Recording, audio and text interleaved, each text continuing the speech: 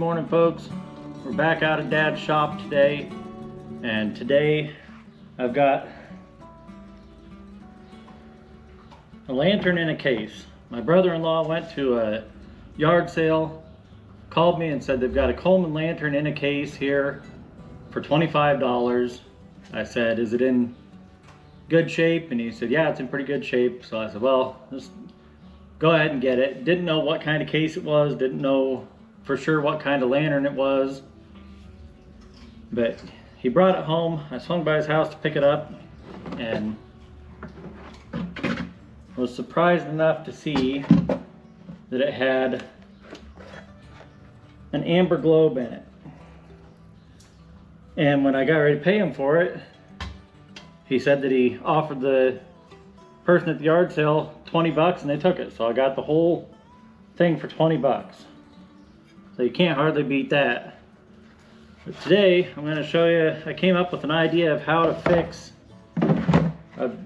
these lantern cases. Are not my favorite. I don't like the fact that the whole lantern and that base and everything's being held in there by these little plastic tabs that are not, it doesn't take much to knock that bottom off of there. So I came up with an idea of how to fix one of these to make it more reliable. Make it so that it would not be able to just drop your lantern if you just bump the side of that on something. And I was gonna just show that on the video and wasn't even gonna mess with the lantern, but now that I got the lantern sitting here, we probably should see if it'll light. I honestly have done nothing with it other than I took the cap off and smelled to see if it had rotten gasoline in it, and it does not have rotten gasoline in it. Might have to change that mantle. Yeah, the mantle's looking a little, what's a good word for it? Haggardy? Open. Yeah. It's open. Haggardly? I don't know, it's rough. It's definitely not in good condition. Whoever had this, every time they lit it, they just stuck the match in there and then threw the rest of the match in there, so there's a bunch of old matches laying in the bottom of it. I've never come across that before on one of the lanterns. But if it needs much work, I'm not going to mess with it, but let's see if it'll even pump up. Yeah. Up there, it felt like it's getting a little bit. There we go. It wasn't pumping at first, but now it is. At first there was no resistance, but then all of a sudden it started Drop oil in it. feeling like there's a little bit of resistance there. I got some oil with it. Yeah, I will definitely put a little oil on that leather, but it did pump up, and the check valve is not leaking. So maybe before I fix the, let's see if it passes air when we crack it open. Get in here a little bit closer.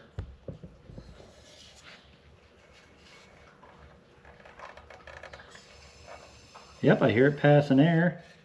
There is a tiny little bit of fuel in the bottom of this, but it doesn't stink, so it must be Coleman fuel. Well, there we go, it passes air. I don't doubt that all I'm gonna have to do is put new mantles on here and put some fuel in it, so instead of just doing my idea that I've got for a repair on this case, we'll go ahead and see if we can light this first. Also, one more thing about today. Today's the last video I'm recording before Dad's 75th birthday. This Friday, he's gonna be 75 years old. So I might throw a few pictures of him in with the video. And anybody who's watching this video, tell him happy birthday down in the comments. He is my right-hand man for everything I do. Every time we have a project going on at home, he comes up there to see what's going on. Every time I run into something that I don't know what to do, I call Dad, say, hey, come up and look at this. Tell me what you think about this. The way I'm gonna do this. You think it'll work? Will it be okay? So, at me being almost 45 years old and him being almost 75 years old, he's still the one I go to whenever we run into trouble. He's the one whenever we lock the keys in the car. My wife locks the keys in the car. Yep. Call Dad, he'll come get you out. Yep. So I just thought I'd add that, and I'm gonna throw a couple of pictures in there in the video too. So everybody that's watching this, leave a comment and tell them happy 75th birthday. And that glass cleaner down there. Oh, let's see, glass cleaner. That's gonna go ahead and get that cleaned up. We need to clean off the top of that a little bit too. It looks like I'll take it in and wash it. there's something been melted to the top of it there at some point. That's common. You get plastic bag or something close by it when it's hot and it lays down on there and stuck right to there. We do got a little bit of paint flaking right there by the fill cap, which is also pretty common on these. Hold on just a second, I'm gonna go dump what's left of these mantles and matches in the garbage can over here. The 220F, I didn't say that earlier, and I don't remember the date. I'll have to look here, try to not dump this old fuel on me out of here. It's a 8 of 65. So August 1965. And these were good old lanterns. These are the ones that I tell everybody, if you're looking for a lantern still to use for camping, best, most reliable, easy to work on, easy to get parts for, find one from the 60s or 70s. They're cheap. The collectors don't buy them up as much as they buy up the older lanterns, so you can buy them for a very reasonable price. And they are just a super reliable set for years, and they'll light right up usually. So let's get a couple mantles tied on here. We'll put some fuel in it, see if this will light. Then I'll show you how I think I'm gonna try to fix this case so that it can't end up dropping and breaking your lantern. All right, Dad got the globe cleaned up. Nice Coleman brand amber globe. I was pretty surprised when I opened that case up and saw that it was an amber globe in there. We've only got a couple of them. What in the heck? Leo, where's all this hair that's on here come from? It looks an awful lot like hair that belongs to you.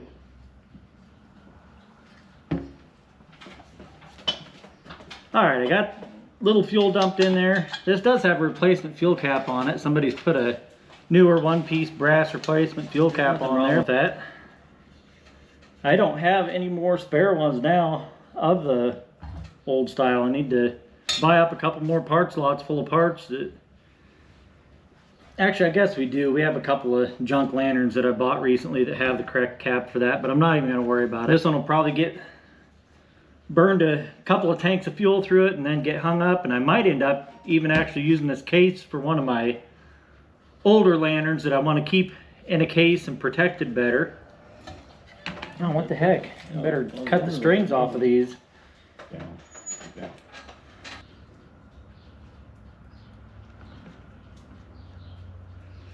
Throw those on the floor. Dad can sweep them up next time he sweeps the floor.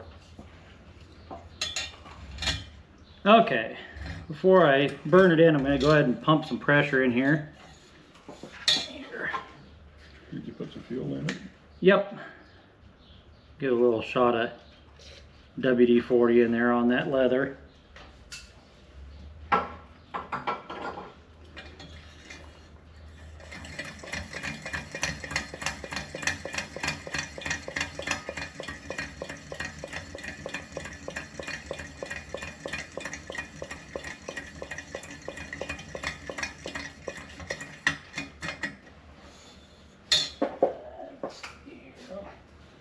Wipe a little bit of dust off of here before I light it, but not getting carried away. I wasn't even going to do anything with the lantern. I was just going to fix the case, but if it'll pump up and pass air, we might as well see if it'll light and let it burn while we're fixing the case. On these newer Coleman mantles, I found that the best way to burn them in, the old ones you could just light a match and just touch one corner and they'd burn in just fine. But on these newer ones, you just about have to keep the lighter under them and go back and forth to get them to burn in quickly and evenly. If you don't, they'll tear a hole in them when they're burning. people complain about them all the time saying they're junk, but I've had really good luck with them if I burn them in that way. But if you just were to say light right there on that edge of that and leave it, it would probably rip a big old hole in that as it was burning in. So you just got to know how to do it. If you do it this way, I've obviously in the last couple of years put dozens of mantles on, and I've had 2 of them fail. And both times that I had one fail, I was doing it at home in the backyard, and I think that the breeze caught it. That's another thing.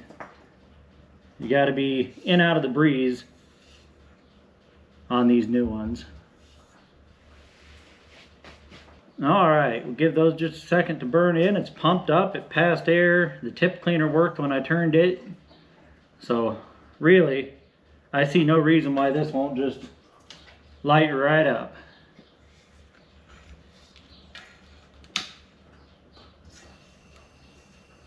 It's hissing. And I can see it blowing the flame a little bit, so I know there's some air coming through there. And they've been sitting a long time. It's not uncommon to take 15-20 seconds the first time to get some fuel up there. There, it's starting to go.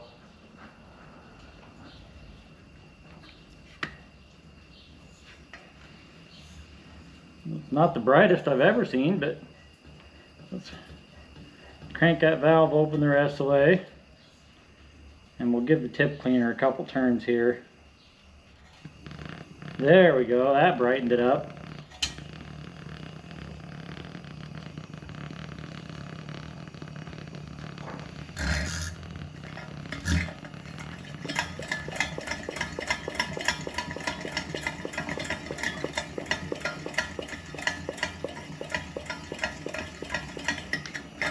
There we go, nice and bright.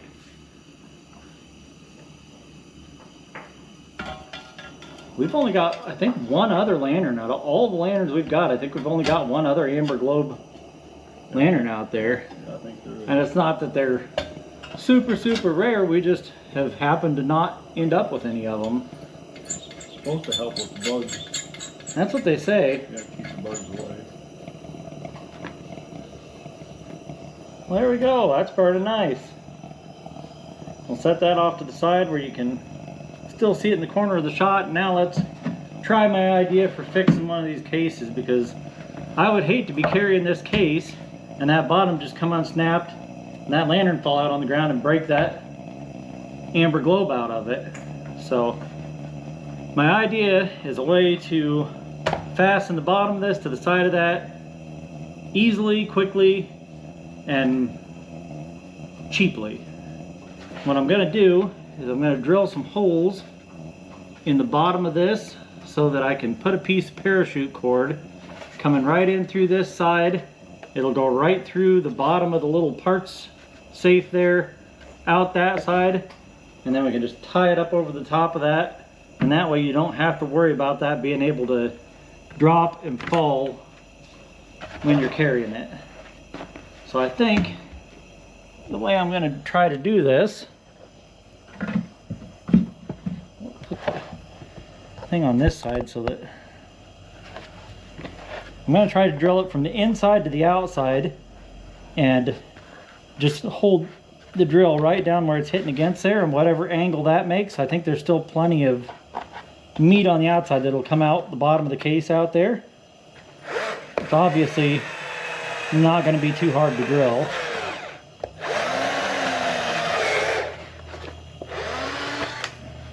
There we go, just like that. Hole come out the bottom down there.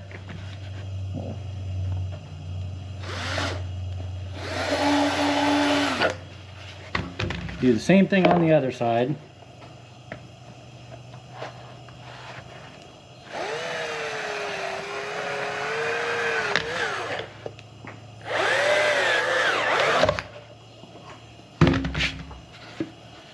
There we go. Got a hole on each side that I can put my parachute cord through there. Now, the chances of me being able to feed this cord through there without a guide wire is probably slim to none. Never get down off the other side. Oh, you're gonna run up. No, Do the inside. maybe. Maybe not. That was easy enough. Can I get lucky twice in a row? Go in through that side and try to,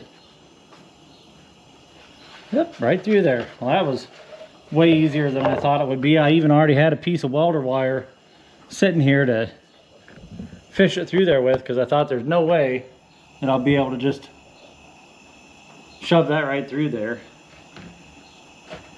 So what I'm going to do, set this on there, put my string up over there, and I want to have the loop so that I can put the string over the top and have a loop right here on this side, and then have this string come up to tie to it. I'm just going to tie a loop in the end of this, end of the parachute cord.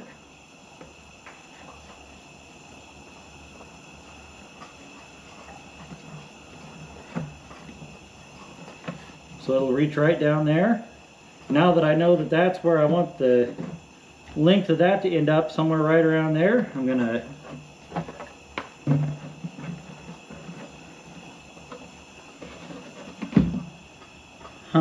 I didn't think about that. That won't work too good. I was gonna just tie a knot right in the middle of that so that it couldn't pull out either side. Be better have to But- put it on the outside. Yeah, I think I'm gonna have to tie a knot on the outside on each side of it. So right there's where it's touching the edge. I'll pull a little bit extra through there. Just tie a single little knot in there. It doesn't need, all it needs is to be a wide spot in the rope so it can't get pulled through. And then this one I'm gonna tie and try to cinch it down as close as I can to the side so that it doesn't have a lot of slack. So tie it here like that, and then try to get it cinched right down there. Yeah, I was gonna just have one single knot right in the middle that wouldn't pull out from either side, but that'll work just as good. Now that rope can't get pulled out of there, so you can't accidentally pull the whole string out and have to try to feed it back through there later on.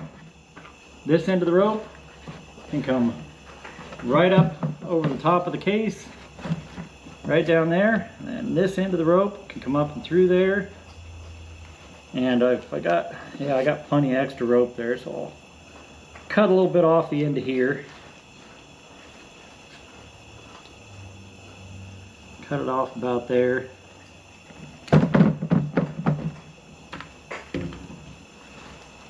Let's see here. Let's singe the end of this so that it doesn't fray. That's the nice thing with parachute cord. You can singe it up good and it doesn't end up fraying and coming apart on you. And then you can just, let's get the camera over here. I can't have it pointed that way and do what I'm trying to do at the same time, but you can just easily pull down on there, hold that, and then just put a little loop right in there. Tie it just like that. Now that case will not fall open. Even if you bump it on something, even if that comes undone, that parachute cord is going to hold that case, and then when you get ready to open it, pull your loose end, open it right up. Simple, easy, and should work very well to protect the lantern in these cases. I've seen people on the Facebook group call these lantern breaker cases because it would be very easy to accidentally bump that on something and drop your lantern right out of there. So there you have it. Couldn't get much more simple than that. The old lantern's burning nice. I don't know if I might get it out and light it at home tonight. I don't know what the weather's supposed to be doing. It's been raining all the time for the last week. But a simple, easy fix. I came up with that idea and I thought, oh, I'll make a quick video of that. So thanks for watching, folks. Don't forget, go down in the comments, tell Dad happy 75th birthday. I think I'm going to edit this video up and have it come out on his birthday on Friday. So leave a like, leave a comment telling Dad happy birthday. If you haven't already subscribed, I don't know what you're waiting for. It's free for you and it helps us out. And if you want to help support our channel, the best thing you can do is just let those ads play when they come up. I say it every week almost, but I go through and take about half the ads out that they suggest to put in there. So hopefully you're not getting a ton of ads, but the best way to support our channel is just to let the ones that do come up play. Thanks for watching, folks. Come on back next week. We'll have a video of something here for you to watch.